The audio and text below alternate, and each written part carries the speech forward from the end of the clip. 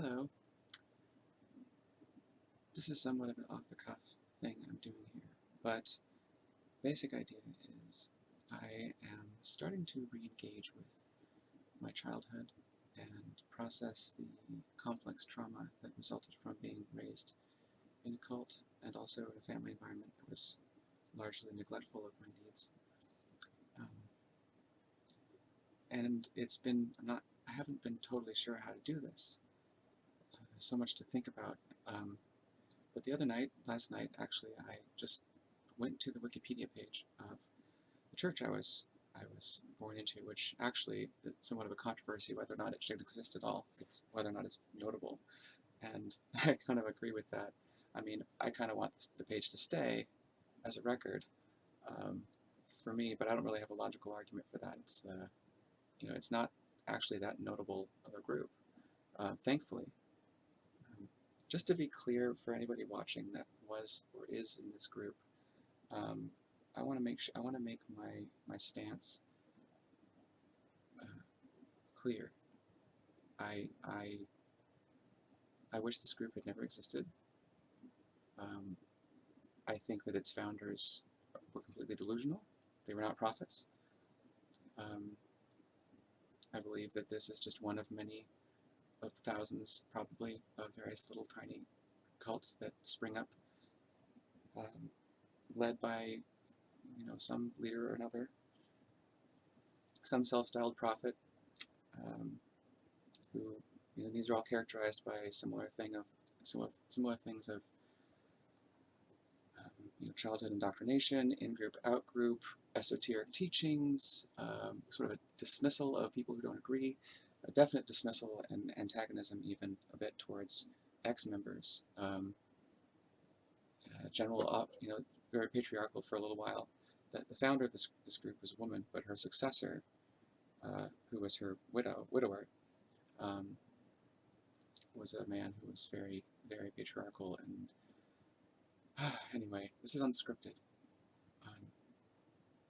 But in any case, that's where I stand. I believe that this group harmed me irreparably, partially just by the very circumstances of my existence, like just like by the very fact that my parents were encouraged to procreate, which they shouldn't have done,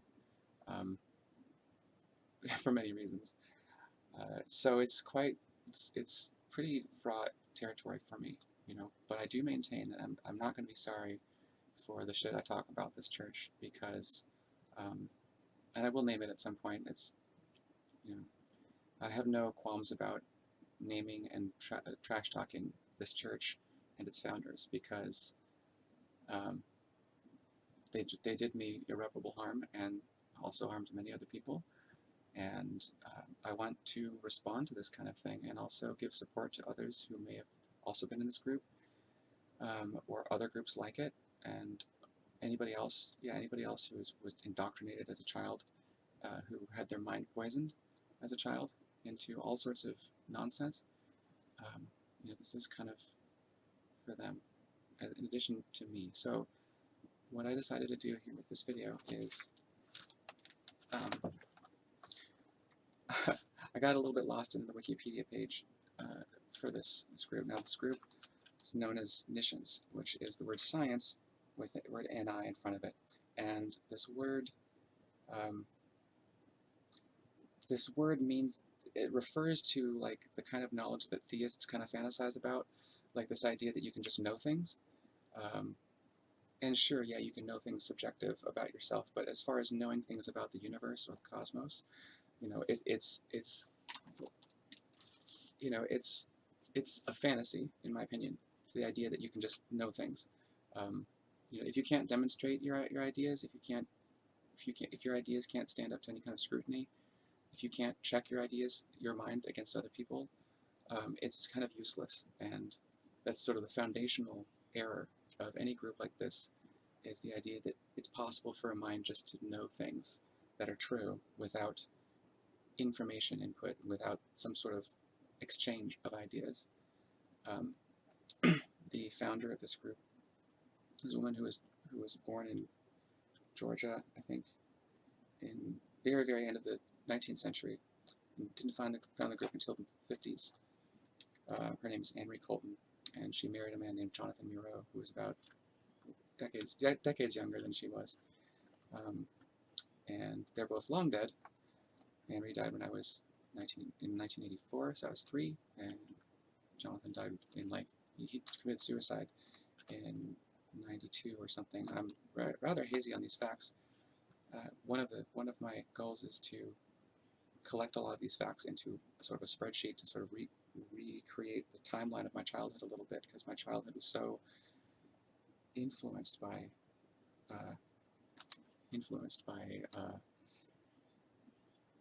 this group.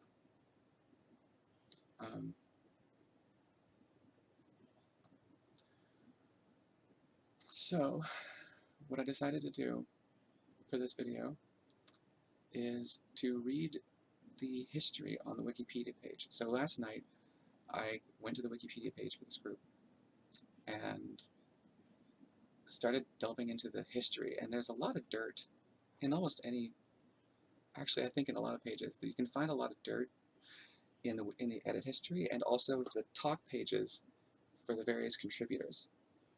And I started digging into the history and what various obvious members have written and what they thought was appropriate for a Wikipedia page.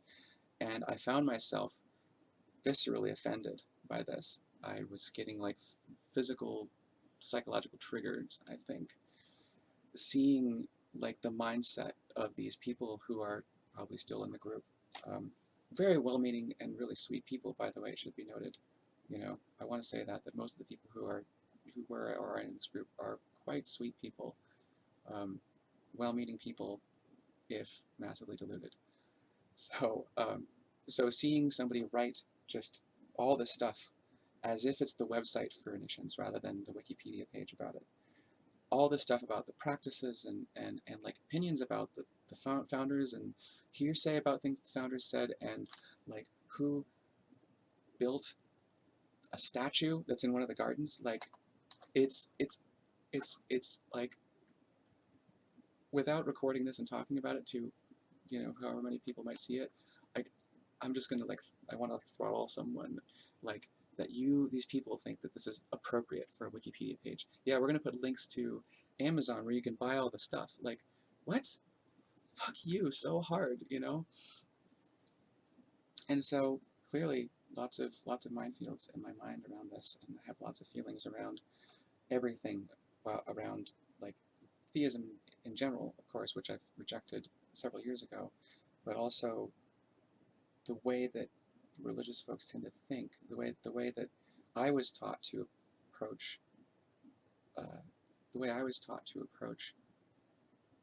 reality, knowledge.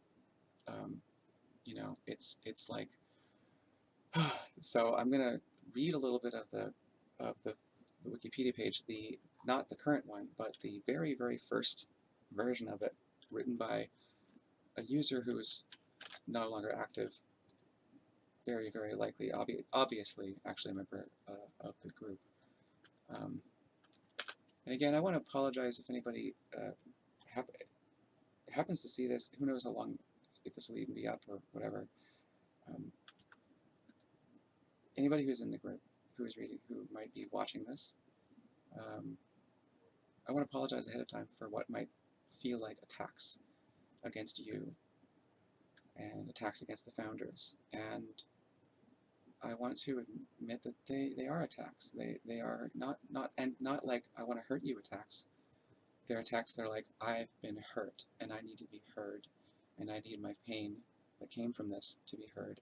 It's more important for me to say these things than it is for you to feel good about your church or your members, even the members of your church. Even though I know that a lot of members did find a lot of nourishment out of it, it's not like it was bad for a lot of people. It's a lot of people thought it was good, but that's kind of the point. It's when you're a member, it's good, and you can't understand why it's bad for other people. There's cognitive dissonance around seeing this group that you're heavily invested in as harmful. But I'm here to tell you that the group, its founders, and many of its members have indelibly harmed me, partially through the circumstances of my very existence. And I'm going to say mean things, and I don't want my mean things to be construed as insults for members, but just because I'd rather be perceived as condescending than mean, and so this is going to sound condescending, but I really, really do want, I would love it if all members of this church left and found out they were lied to and deceived, and like grieve for the loss of the decades of their lives that, were taken by this church, but move on and do things with their life that make, different actual differences in the world. I want the church to close. I want all the money it has to be, proportionally returned to all the members who gave tithes to it. This is unrealistic, but this is what I want. I would love to see this. I would love to see all assets of Niscience liquidated, and all that cash redistributed to ex-members, specifically to help us with therapy around the complex trauma we experienced from being, especially those of us who were born into it. This may sound really mean, and this may sound like hateful, but it's whatever hatefulness is in my voice as I talk about this is I'm going to say it's justified. The rage I have is there for a reason. I didn't choose the rage, the meanness, the bitterness, the contempt, anything I might express while I'm doing this. I'm not going to be really sorry for it because it was inflicted on me. The complex trauma was inflicted on me before I had any say in the matter, any ability to realize I had a say. And it was inflicted on me by people who didn't want to hurt me. I know that. I don't believe anyone in this group ever wanted to hurt me. I believe they wanted the best for me. But the thing is, when you want the best for someone, you are accountable to educate yourself as to what the best is. And what the best for someone is often not something you want to see, especially if you're in a religious group. Anyway, I'm rambling. So it's already 12 minutes long. I'm going to do this. I might do this a lot, but I'm just going to start it on the page, and then just to give an example of how this might go, and then record more maybe. This is really for me. If anybody's watching, it's cool. Welcome. It's really for me and for all other ex-members and maybe current members. I would like current members to see the way that this church has harmed people, and also just support of all survivors of cults. So anyway, first edit of this Wikipedia page. 2007. The Anne Ray Colton Foundation of Niscience, Incorporated, is a spiritual and educational foundation headquartered in Glendale, California. It was founded in 1953 by Anne Ray Colton and Jonathan Murrow. There is much information about the subject in the article about Anne Ray Colton, but Niscience deserved its own article. So right there, you can see that this person does not actually care what the tone of Wikipedia should be. This person just wants people to know about this, and they are just kind of running at the keyboard with their sort of synthesis and opinions about it, which is not what a Wikipedia page is for, really. But when you're in that mindset, it's very hard to think neutrally, to think from a perspective of, hey, I might not be correct about this, and I want to present the information in a way that does not feel biased to an observer. That is just, here's the information that you can find on your own if you want to look. That's what Wikipedia is for. It's not really for opinions. You can cite people's opinions who have, that are notable somehow, news articles or interviews or whatever. But really, Wikipedia is there to gather information that can be gleaned other places. And it's just funny that little Niscience deserves its own article. It's like, okay, he thinks maybe thou dost protest too much? You have to tell the reader, hey, there's really, this is serious stuff, guys. Is kind of what it says. Niscience is among a number of independent spiritual paths and schools started in the 20th century, aka cults. Uh, it appealed, and appeals, we're still relevant, guys, to persons seeking a structured approach to spirituality, authentic, in italics, enlightened spiritual leadership, and a relationship to the Lord Christ Jesus. Many, quote, baby boomers found a spiritual home there. They may have been involved in Buddhism or some form of Hinduism, but they sought a connection with Jesus, one that their childhood experiences did not fulfill. And I could fill a video about this paragraph and what it signifies, like the problems with it, and the problems with how people think about spirituality. Like, okay, so baby boomers, some wanted a connection with Jesus. Okay, when somebody says that, I want to ask them, why? Like, what is about this Jesus figure that appeals to you?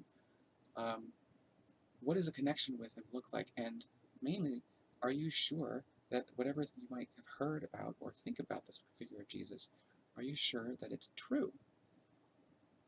I understand the concept of, subjective truth and how you think about things in your mind, your relationship to things, and how vast our brains are in terms of what's in there. But to me, there's an assumption here that it's valuable to go seek out these spiritual ideas that are appealing to you without thinking about why you're seeking them out or whether or not the ideas are true. And I'm going to harp on this true thing a lot, understanding that truth is subjective in certain ways.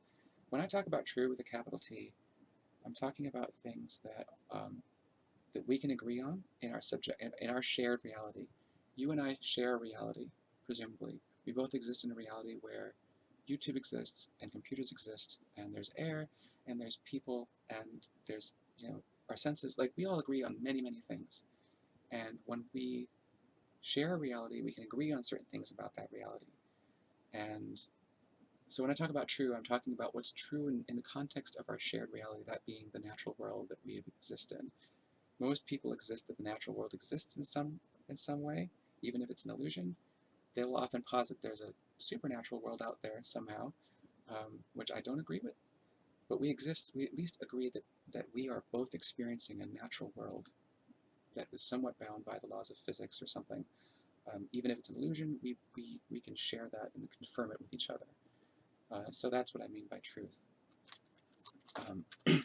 And I also want to kind of question this idea of spiritual truth. Like, what is the value in it? What is to be gained aside from, maybe some fulfillment on your part? And what is to be lost? These are questions that deserve their entire own videos, but these are things that kind of come up as I read this. Structured approach to spirituality, authentic, enlightened spiritual leadership, which is funny because, for so long I was looking for inauthentic spiritual leadership. I just wanted a sham. It's funny how people throw around words like true and authentic. That's why I just went on now about defining truth for myself, because when people talk about authenticity, I feel like authenticity is just this buzzword. It just means what feels right to me. There's a podcast called You're Not So Smart that has an episode about the concept of authenticity and how it's largely manufactured and exploited, usually as part of capitalism, but also in the spiritual economy, which this is. You could say there's this concept of authenticity being true, which I want to dive into this a little bit more at some point, but the concept of authentic is just a little bit of a bugaboo. I mean, yes, we want to go after something that is true to what it states. We want authenticity is still important. We want people to be speaking honestly. We want people to be expressing their true selves. That's authentic. But this word being thrown around in this context to me just implies, like, this feels more right to my own biases. That's what it says to me. It reminds me of somebody of a time when a person said that, like, oh, I know, I'm interested in true Christianity, which I'm sure everybody in this group would say Niscience is.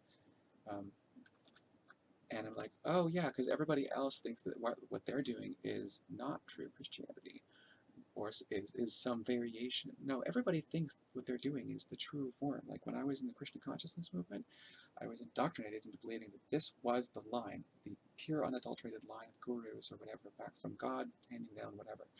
Like, and not just one of many, many, many variations and branches of a tree. It was like, this is the trunk, and all those other people who worship this people or that people, well, they're not exactly right, you know. It's all a bunch of silly one-upmanship, and but anyway, I've gone over for 20 minutes now, and I'd be surprised if 2 people watch this. But it's cathartic to talk about and put it out there for anybody who cares. And if you watched this and you got some value from it, please subscribe. Actually, I want to build up a channel of socially relevant topics. I want to talk about self-improvement, about social justice, about secularism, atheism, about how those things all kind of combine. And I'm gearing myself up to be doing this. And for now, you know, this is all I got for now, is some off-the-cuff videos about me ranting about the cult I grew up in. But at some point, especially if I start getting some support and some responses, I'm going to be putting up my own content that I hope is really actually useful to more people than just random people who grew up in a cult like I did. Anyway, thanks.